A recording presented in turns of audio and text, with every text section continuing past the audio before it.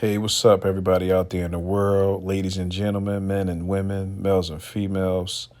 Welcome to a brief video, Stocking with your boy Profit Peeps, where all the real smart investors win more money, gain more money, earn more money than lose money.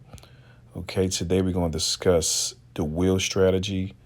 Okay, I'm going to make it real simple as possible for the people who have no idea what the wheel strategy is. All it is basically you're buying into the puts as far as selling puts, and then you're selling calls. So the way you do that is you want to make sure that you want to buy the shares in case it don't go your way. Mind you, keep in mind that this is a win-win strategy. If you do it this way, it's a win-win. You don't really lose this way. And I'm going to explain how you will consider it a loss, but it's really not a loss. Now, let's say, for instance, we in Apple right here, right? So we want to, the way the wheel strategy work, let's say, for instance, you got February 25th. So we're going to sell a put first. All right, we're going to sell a put first. Now, let's say, see how the share price is 166.48. You want to buy this anyway. You want to buy it. Let's say you want to buy 100 of them anyway. You got the money for it. It ain't no thing. Let's grab 100 of these joints. So what happens is you want to basically take the premium, because everything is all for the premium. You could do this each week over and over again, repeated process. Everything is for the premium. So for instance, like 162 right here, you'll get right here, 162, you'll get 115 of that premium. Okay. You'll get $115. Let's say 1.15, but when you buy 100 of these shares, is $115 that they got to give you automatically. That's your money. That's what they pay you. That's what the buyer pay you for well, actually, that's what you'll get automatically once you buy into this. So for instance, if I sell a put and this 162, let's say if I grab 162, you got to grab 100 of these, you sell it. Now, automatically, this credit right here, this 115 credit is yours. Okay, that's your money. It say maximum loss 16,000 or whatnot. It say that, and that we're going to get into that. So, for instance, let's say I want this to go down. Well, you want it to stay above the 162. All right, see the share price is 166.48.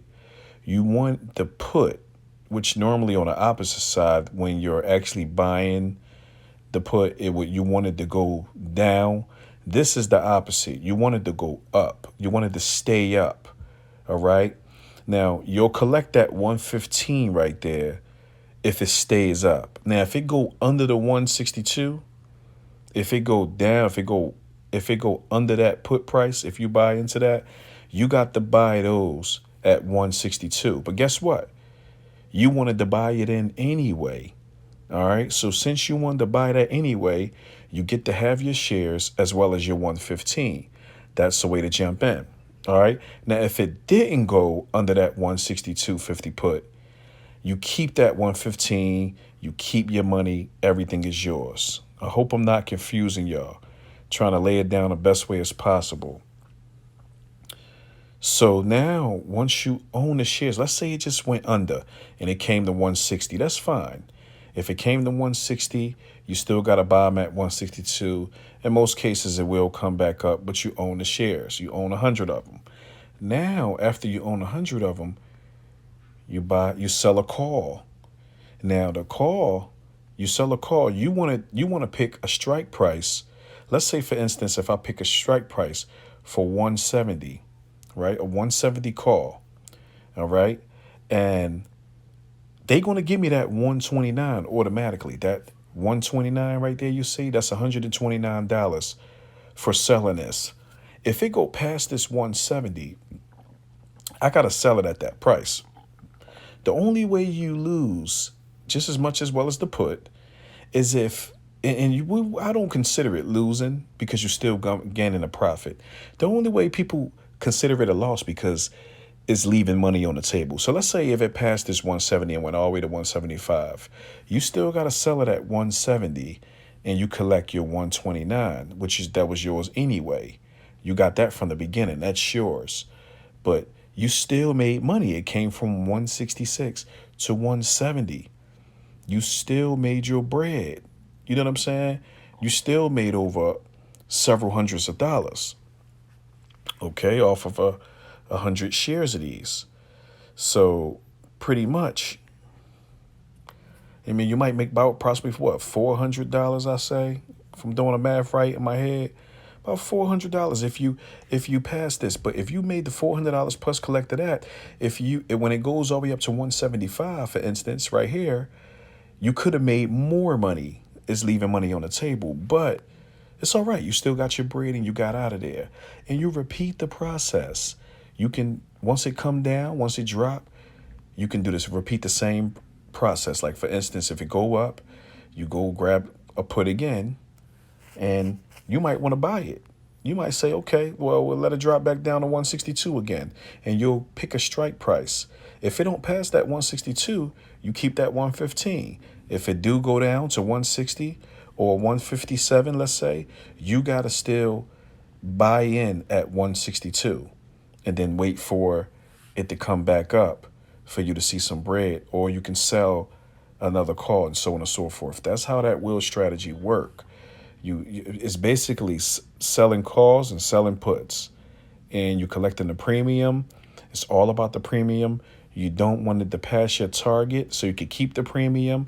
Just for instance, going back at selling the calls, if it didn't pass the 170, I keep my 129. And you wanted to go the opposite way down, so you don't want it to go up. Okay, you don't want it to go past this.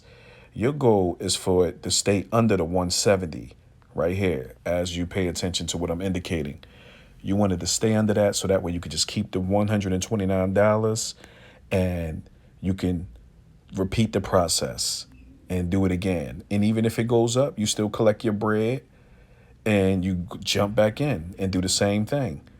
You know, that's the wheel strategy. And some people does the wheel strategy, some people don't. Some people just sell calls. You know, you could just sell calls. Now selling calls, that's a complete win-win. Because when you're selling calls, you might own 100 of these shares, for instance, and you do a call, and you might have the shares already. Once you have the shares already of this amount, you could just pretty much, let's say, collect the 248 and say, okay, I want to sell it at 167. Once you sell it at the 167, you collect your little profit, 248, and then you do that every week over and over again.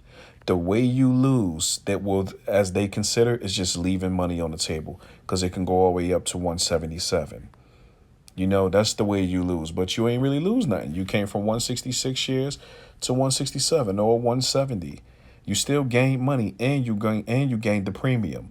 So selling calls is completely a win-win-win. And this is how the rich stay richer, because what they do is they do things such as this matter, and they collect the premiums over and over again. They might buy three of these. They might buy 3 contracts of these, and they make $600-700 pretty much. They may make $600-700 off of selling these and then repeating the process over and over again. You know, so they'll make $600-700 if they grab this 248 at 167 call and buy 3 of them, buy 3 contracts, and they own the shares already. So that's how you make the money in the stock market when it comes to selling calls. The wheel strategy, rather jumping into puts and selling the puts and then selling the calls afterwards. And you repeat the process over and over again, and you can make pretty much, passive income over and over. All right. So hope y'all learned something. Hope I explained it in a way y'all can really understand me. If not, rewind the video. Dig what I'm saying. Peace and love. Winners roll with winners. Leaders roll with leaders. And good followers always follow good leaders to become a good leader. Your boy.